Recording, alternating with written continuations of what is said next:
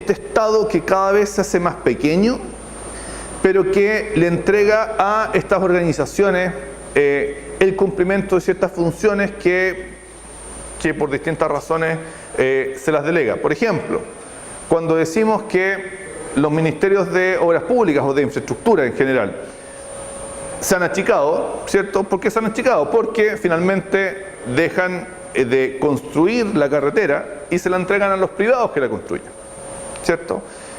El Estado sigue entregando carreteras, puentes, túneles, ¿cierto?, al país, pero ya no necesariamente ellos mismos los contratan, ¿cierto? Desde el punto de vista social se sigue cumpliendo la función, pero el ministerio deja de cumplir esa acción. Entonces, lo que dicen los autores y que está muy en sintonía con lo que hablamos de lo público no estatal es que la forma en que el Estado subsidiario se traduce en la gestión pública es a partir de estas interrelaciones con actores que no necesariamente cumplen o caben bajo la perspectiva de lo que pudiésemos llamar una institución pública, sino que son instituciones que asumen un rol público entregado principalmente desde una entidad pública. Entonces, y eso genera una serie de desafíos de cómo se controla, de cómo se fiscaliza, y también genera muchos desafíos principalmente desde los temas de los recursos. En algunos países lo que ha pasado es que toda esta entrega a privados de ciertos ámbitos públicos se ha traducido principalmente en un mecanismo de control presupuestario. Vale decir, como no tengo muchos recursos, le entrego a estas entidades del tercer sector ciertos recursos porque sé que ellos van a generar otros recursos y así las prestaciones públicas van a ser mejores. Entonces no tengo más plata, ¿cierto? Si yo lo hago como Estado, el nivel que voy a alcanzar va a ser muy bajo. Entonces le entrego la plata y le doy las condiciones para que ellos apalanquen o generen otros recursos de la caridad, de distintos mecanismos, ¿cierto? Y eventualmente ese ámbito de acción pudiese mejorar. Y el último texto que también les incorporé es un texto que escribí con un colega que escribimos sobre lo que se llaman las alianzas público-privadas. Las alianzas público-privadas también entra dentro de esta misma discusión, ¿cierto?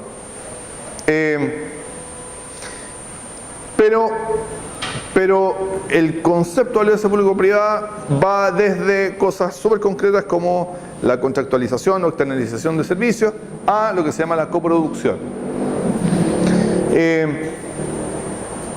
El punto que esa coproducción de bienes y servicios públicos genera una serie de desafíos en las instituciones públicas que no siempre son fácilmente enfrentables. Por ejemplo, a veces hay instituciones públicas que están muy dispuestas instituciones privadas que están muy dispuestas, por ejemplo, a entregar recursos.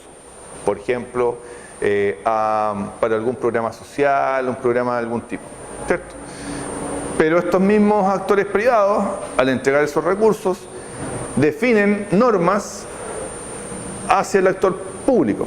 Por ejemplo, una fundación de alguna empresa, ¿cierto?, le dice, ok, señor gobernador o señor intendente, ¿cierto?, tenemos todos estos recursos para mejorar las condiciones de un museo, de una escuela pública, lo que sea. Y con estos recursos usted puede mejorar, por ejemplo, el laboratorio de inglés de los niños de su comunidad. Pero yo le entrego esa plata, esos recursos, si es que usted no recibe fondos de otras fundaciones de empresas con las que yo compito, ¿cierto?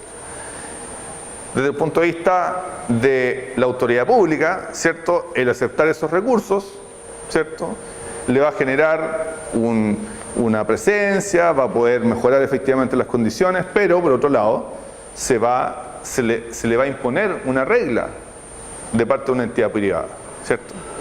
Y claramente eso genera un desafío, un dilema, ¿cierto? Una entidad pública puede casarse con una empresa y no con otra, ¿cierto?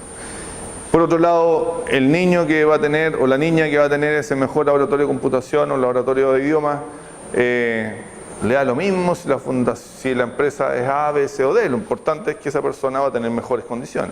¿cierto? Entonces, las alianzas público-privadas, yo creo que, y eso tratamos de hacer en el texto, es que no hay que demonizarlas ni endiosarlas. O sea, no es que ni sean ni malas per se ni buenas per se, sino que se transforman en un medio, en una forma de intervención estatal, una forma de intervención en lo público, innegable, pero que le imponen al Estado una serie de desafíos. Por ejemplo, en el caso de todas las concesiones de infraestructura, ¿cierto? Imagínense el desafío para los ministerios de infraestructura en relación a los contratos, ¿cierto? O sea, una empresa transnacional que tiene tiene 200 abogados preocupados del contrato para ver cada detalle, ¿cierto?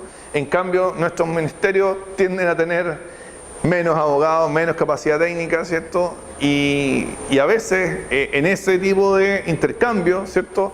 Se plantean, el Estado queda en una posición de mejorada, ¿cierto? Entonces, claro, hay que mejorar la infraestructura vial, hay que mejorar los aeropuertos, hay que mejorar los puertos, pero no siempre nuestras administraciones públicas tienen todos los recursos para generar los mejores contratos y los mejores términos de esa relación, ¿cierto? Entonces, a veces, por ejemplo, se generan contratos que benefician. Acuérdense que cuando se hace una concesión, lo que se hace es cómo se maneja el riesgo, ¿cierto? Porque un privado va a invertir en la construcción de algo, ¿cierto? Y yo como público le tengo que asegurar, por ejemplo, que va a entrar cierta cantidad de gente para que se pueda pagar, financiar esa inversión que hicieron, ¿cierto? Entonces, a veces el Estado tiene tan pocas capacidades para asegurar que negocia, con tal de tener la infraestructura, negocia un mínimo de usuarios, ¿cierto? Y a veces eso se transforma prácticamente en un subsidio a esta empresa porque finalmente no se cumplen esas metas y el Estado está constantemente financiando por esa infraestructura que se construyó. Entonces, claramente los contratos, y en el texto desarrollamos bastante esa idea, porque finalmente en el contrato es donde se ve cómo el interés público, ¿cierto?, se combina con el incentivo para que las instituciones privadas también se puedan sumar. Entonces, como les digo, las alianzas público-privadas es una manera de interacción entre instituciones públicas e instituciones privadas y el cómo se da esa interrelación puede determinar el éxito o el fracaso de este tipo de iniciativas. Así que, y ahí les damos un par de casos en el texto para que vean un poco cómo concretamente se aplican este tipo de cuestiones y también algunos aprendizajes que se han dado en torno a la temática.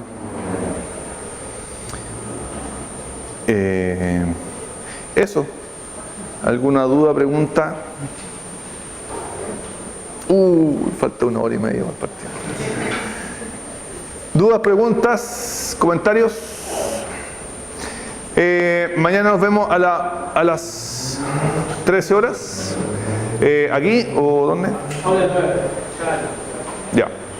Así que si pueden leer algunos de los textos que están para mañana, se los agradecería. Ya, muchas gracias, que estén muy bien.